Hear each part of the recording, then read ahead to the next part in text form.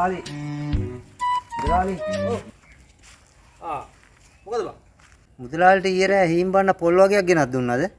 හීම්බන්න? කවුද බං හීම්බන්න කියන්නේ? අර දොළ ළඟ හීම්බන්න. සෙයිදාගේ මිනිහාද? නෑ ඌ මෙහි ආවේ නෑ. නැති වෙන්න බෑනේ මුදලාලි. ඇයිද උඹ මගෙන් ඔය ප්‍රශ්න කරන්නේ? ඊයර මයි ගේ ඉස්සරහා පොල් ගස් අතරේ පොල් ටික ඔක්කොම කඩලා. හීම්බන්න කඩලා තියෙන්නේ.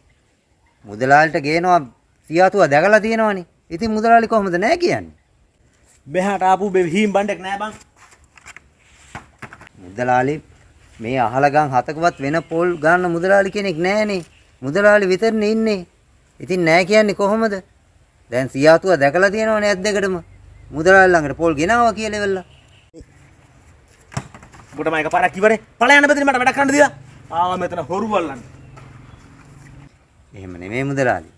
හොරකම් කෙරුවත් හොරබඩු ළඟ තියාගත්තත් වරදක් නේ. ඉතින් මුදලාලි හොඳට යමක්කම තේරෙන මිනිස්සෙක්නේ.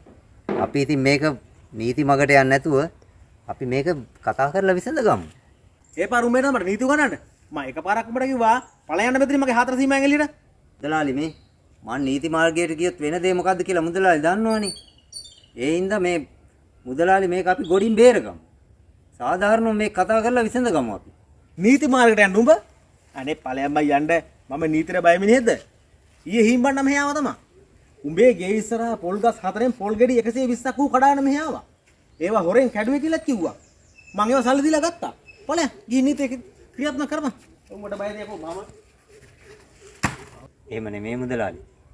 මේක අපි සාධාරණව දැන් පොල් ගෙඩි 120ක් ගෙනාවා කියලා මුදලාලිම කිව්වනේ.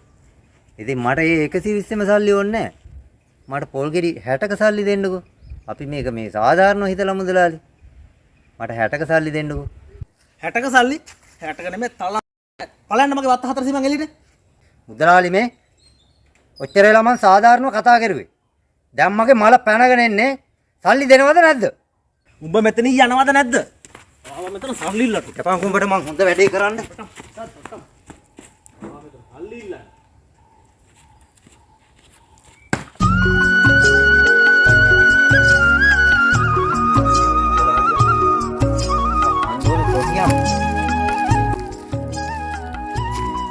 ආරච්චිල මහත්තයා. ළඟට එනකම්ම දැක්කේ නෑනේ. මොකද බෝලෝ එච්චර 100ක්? මේ මූණත් නිකන් 18 අරන් 100ට දීලා වගේනේ. නෑ ආරච්චිල මහත්තයෝ. බලන්නකෝ ඊයරෑ මයි ගේ ඉස්සරහා පොල් ගස් අතරේ හීම්බන්න පොල් ටික කඩාන ගිහිල්ලා මුදලාලියට දීලා තියෙනවනේ. මං ඕක අහන්න ගියපු ගමන් මට බැනලා එලෝ ගත්තා. උඹ කොහොමද කියන්නේ මුදලාලිම ගත්තා කියලා ඕක? ඉතින් ආරච්චිල මහත්තයෝ ඊයේ සියාතුව දැකලා තියෙනවනේ. මුදලාලියට පොල් ගෙනල්ලා දුන්නා කියලා. දැන් මුදලාලියත් කිව්වනේ ගත්තා කියලා ඉවරලා. කරන්න පුළුවන් දෙයක් කරපන් කිව්වනේ. දැන් හීම්බණ්ඩා උඹේ පොල් ගෙඩි කීයක් මුදලාලිට විකුණලා තියනවද? 120ක් ආමුදුරනේ. මුදලාලියම කිව්වනේ. වරයන්ද?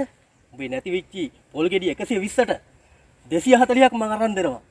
දන්නේ නැහැ මේ ආරච්චිලාගේ හැටි. අනේ වැඩක් නෑ ආරච්චිල මහත්තයෝ. ඕකත් එක්ක කතා කරලා දිනන්න බෑ. දන්නවනේ ඕකගේ කටේ හැටි. ඕකගේ කටට බය වෙනවද කො මම? නැත්තම් මං ආරච්චිලා නෙමෙයි. මේ වරයන්ද යකෝ යන්න. වැඩක් නෑ හාමුදුරනේ. බොරුවට ගියාට වැඩක් නෑ. මේ වරයන්ද. මමනේ කියන්නේ උඹට. යකෝ මම මේ ගමේ ආරච්චිලා. මට හිරෙන් කපුටෙක්වත් තියා බරව දැකෝ මේ ගමේ. මුදලාලි කොහොමද දැකෝ එහෙම කියන්නේ? ආරච්චිල මහත්තයෝ. මම කොහොමද දැකෝ මේක මේවා කරන්නේ කකම ආරච්චිලා මේකේ රුපියකුත් අතේ තියන්නේ උඹ එහෙම මලයන් ඉස්සරට වෙලා ඵලයන්. දැන් කට්ටිය එනවා.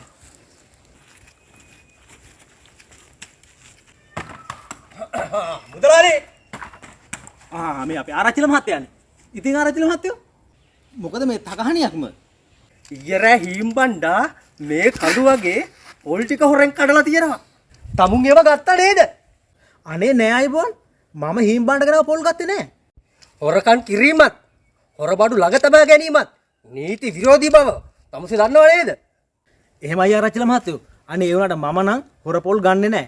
මම කරන්නේ වතුරට ගිහිල්ලා ඒ වතුවල අයිතිකාරයෝ මහතුරුත් එක්කත් කතා කරලා ඒ නෝනලා එක්කත් කතා කරලා ඒ නෝනා ලස්සනයි නම් මහතුරු නැතිලාට ආයෙ ගිහිල්ලා ආයෙත් ඒ නෝනලත් එක්කත් කතා කරලා තමයි මම සර්ව සාධාරණ විදිහට මම පොල් ටික ගන්නෙ. නැතුව හොරෙන් ගෙන පොල් මං ගන්න ආරච්චිල මහත්තයෝ.